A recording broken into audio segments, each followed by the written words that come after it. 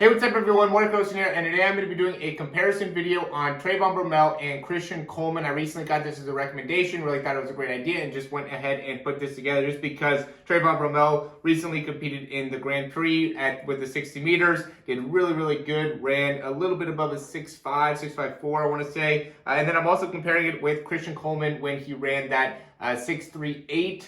I think ended up being the official, as it says 637 here. But as always, if you like the information, go ahead and click that thumbs up down below. Subscribe to the channel if you haven't already. And if you have any questions, comments, or recommendations, go ahead and leave those down below. We'll hop in the video right now. All right, so big thing that I want to go over with these guys is because they're both so good with acceleration, I really want to put a big concentration on kind of that acceleration and start phase and get into some of the numbers of that. So it's going to be a little bit of a lengthy one, so kind of buckle in here, but you'll be able to get a lot of really good information. First thing I do want to say is that Coleman is 5'9", Trayvon Bromell is 5'8", and so that gives us a little bit of a perspective of, you know, what their cyclists are going to be like based off their height. We always know that if somebody's a little bit shorter, they're not going to be able to have as long of a frontside mechanics in comparison to somebody that's a little bit taller. And so we could definitely see that here in the run, but we're also going to look into, so what they do with their start mechanics. So the first thing that we're going to do is look at the initial kind of start and when he's pushing off the ground. So what I kind of said was that his initial kind of movement off the ground here with Coleman's at 7.60, and then he goes and brings the foot forward till about 7.4, maybe 7.77, and so there ends up being a good amount of time, so let's say it's 7.74, that ends up being like 0.14 seconds going forward, and then he goes and touches the floor at about 0.84, and so there ends up being, so there's 0.14 seconds, in backside, and then 0.10 in frontside mechanics, right? And then we'll go, I'm just going to go with the left one here. So then we said 7.94 was the next one when he pushed off, or 7.97 actually, right? So he pushed off 7.97, brings the foot through till about 8.14, and then touches down to about 8.27, right? So then there's again 3, so it's 0.17 to about 0.13. Okay, so this is backside mechanics to front side mechanics. So there's a little bit more time spent on the backside in comparison to the front side. Let's go ahead and do another one here on, I'm just going to keep it on the right side. I don't want to spend a bunch of time. I've been through, I've been doing these for a little bit here. And so, that's pretty consistent, but I want you guys to get an idea of, from a timing perspective, as he's going through these steps, where it ends up being. So he's off at 8.40, drives the leg through to about 5.7, and touches the ground at 7.0, right? So that's another 0.17 compared to 0.13. Backside compared to front side, okay? And the idea here is to be able to get an idea of, how long are they going to be in the acceleration phase. So essentially, that acceleration stays on. So let's say, well, it's a little bit tougher there. Let's see if we can get a better one here. Nope. All right, let's just go 10.01, round the push off, to 10.17 to 10.37. That looks like it's going to be about good. So that one will end up being good. So that's at 0.16 in the backside mechanics to 0.20 in the front side mechanics, right? So what happens is you're going to end up, when you're in the start phase, what typically happens is there's going to be about it could be anything up to 4 to 1 in terms of time back behind. The better guys are going to be closer to like 3 to 1, or maybe even 2 to 1 in terms of how much time is being spent behind as they're pushing off in comparison to the backside mechanics in comparison to the front side mechanics. So the time spent with the leg back behind the body as it's transferring forward, and then once it crosses that midline of the hip, how much time are they going to spend with that foot out in front in that phase? It's a lot of times between 3 to 2 to 1 in that start phase, and then it gets closer to 1 to 1 as we get into the acceleration phase. right? And so that means that, you know, if we were going to go and rewind it a little bit, let's go here. Let's just use this one here. And let's say 941, for instance. We're going to say 958. So that's 0.17. I'm trying to go through this fast. I know there's a lot of numbers here. 2970 or 974. To just show kind of the idea behind it. So that's going to be 0.16. So that's about, you know, that's backside 0.17, front side 0.16. So that's about, you know, 1 to 1, right? So when you're 1 to 1, you're still in that acceleration phase is really what I want you guys to understand. And, you know, also to get an understanding of how much time is being spent off the ground. So there's about, you know, 0.35 seconds spent off the ground here. Or sorry, that's not good. That's not right. It's 0.33. Seconds spent off the ground here altogether, right? 0.17 within the backside, 0.16 on the front side. As we get, and even the taller athletes are going to get even closer to 1 to 2 or maybe 1 to 1.5. Now, you know, with the tall or not as tall guys, so like Christian Coleman, I think he got pretty close to, you know, he was maybe in like the 1.3 area, right? So 1 second off the ground, 1.13, or sorry, backside mechanics was, you know, 1 in comparison to about 1.3 on the front side mechanics if we're going to compare the ratio. So let's go here, for example, 46, 44, or 46, you know, maybe 46-ish is going to be a better number. 45, 46, somewhere in there. Whoop. To about, let's just say 46, 42, or sorry, 62.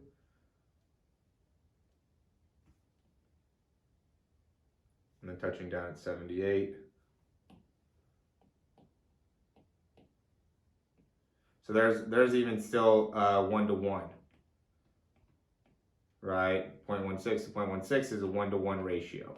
Okay, and I think that's just because you know, being 5'9", the legs end up going so fast, so they're at like a 0.32 in their foot contact time, so it's a little bit of a different way of how they're generating force. Because Trayvon Bromell is kind of in that similar position. I want to go so much into the numbers again with him, but you know, one of the things that really stands out, just to go more into the, you know, some of the mechanic differences that I think really stood out to me with you know, Christian Coleman in comparison to Trayvon Bromell, is we could see some big differences in the spine position, right? So if we look at Trayvon Bromell and how he gets going with that, I love his first step. His first step has got to be, if not the best first step, one of the best first steps out there.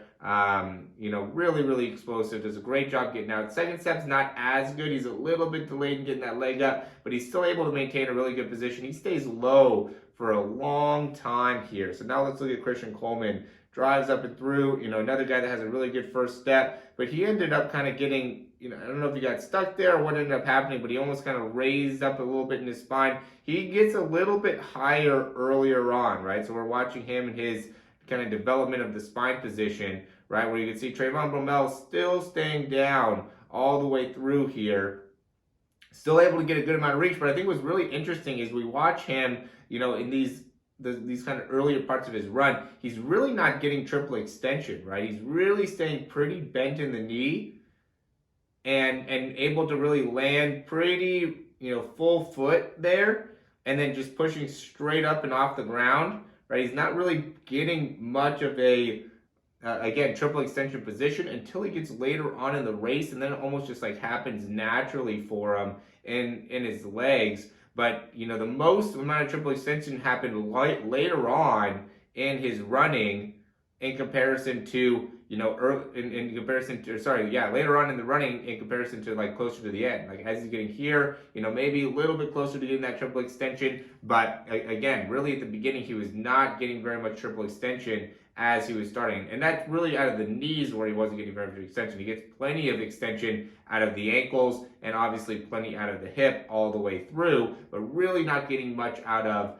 the knees. And you can see how he ends up just passing everybody once he really starts opening up. And that ends up being what's very different about, you know, both these guys is you can see Christian Coleman, he gets the spine up a little bit higher, a little earlier on, and then gets to a point where he's much more upright in his running pattern, and as he gets more upright, now he really starts separating. He creates so much external rotation in that right leg, right? So he really turns that leg out to the side as he's running, and then he goes from landing outside to then pushing off on the inside on each one of those steps, and you can really see it a lot from this other angle. It's definitely a unique way of, you know, generating a good amount of force here, right? So we can see how he really is turning outside with those feet, and then, you know, from there transitions up onto the balls of the foot and then pushes off, creates a lot of extension in those his calf, kind of ankle joint, where it looks like Trayvon Bromell does a lot better job of staying very straight with his run. I don't think we get a front view of his. Oh yeah, which we do. So you can see that he stays a lot more straight with his legs. His right leg, he's very straight. Left leg, he kind of turns it a little bit, right? But he's in that same boat. He's creating a lot of extension. He's definitely a lot closer to his spine with the, you know, his elbow position. He's not going in, and, you know, Christian Coleman gets really wide with those arms and is not, you know, doesn't have as much kind of natural extension in those arms, right? And so he's generating a lot of rotational forces in his core, which is probably why he also has to adjust and make that same type of, you know, movement within his hips and within his feet, where Trayvon Bromell does a lot better job of staying really close with the elbows. Right elbow gets a little bit further away, but left elbow stays really, really close to his body. Spine stays very, very compact, and so he's able to definitely maintain a lot better position through his feet, through his hips, through his pelvis, and that allows him to generate a lot of force and very, very clean in his mechanics. I love Trayvon Bromell's mechanics. If not my favorite, they're definitely one of my favorite mechanics to see, because he's so clean all the way through. Start, you know, acceleration, top end speed. I did think that he stayed down a little bit too long during this 60. I haven't seen him stay down that long in his runs, but, you know, at the end of the day, he is able to get the job done. He ran a 6.54, which is still something that is really elite. Even the announcer, when he saw it, was like, I feel like it should be better. They both, you know, both these races, Marvin Bracey came in second. And this one, Marvin Bracey ran like a 6.49.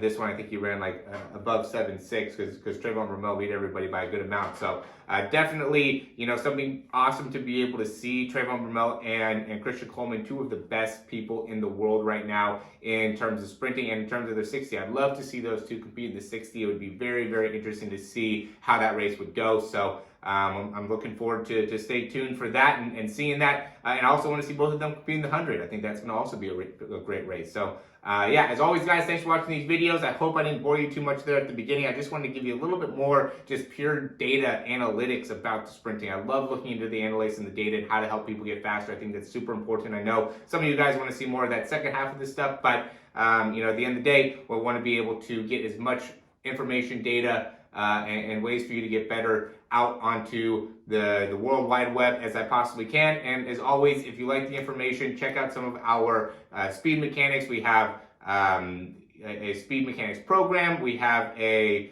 speed mechanics PowerPoint. We have an ebook. We have a breakdown. You can just get a breakdown where you get video analysis just like this to see how you can improve your speed. We have some great speed programs available down below, some with no breakdown, some with breakdown. There's a lot of different ways you can go ahead and check us out, get a little bit more information on how you can improve your speed. I'm so passionate about helping you get faster. If you join one of our programs, I guarantee you that you will end up improving your speed. So I hope you end up taking the risk with me, and I hope you end up, you know, really I don't really even think it is a risk at this point, because, you know, I'm so dialed in with the numbers. I know you're going to get faster. I mean, client after client we see improve their speed. So if you just go ahead and invest $109, it truly is an investment, is what I see it as, because you're going to get what you're putting into it and a lot more in return by going and taking that risk on yourself and making that investment into yourself. So yeah, as always, thanks for watching. Talk to you soon.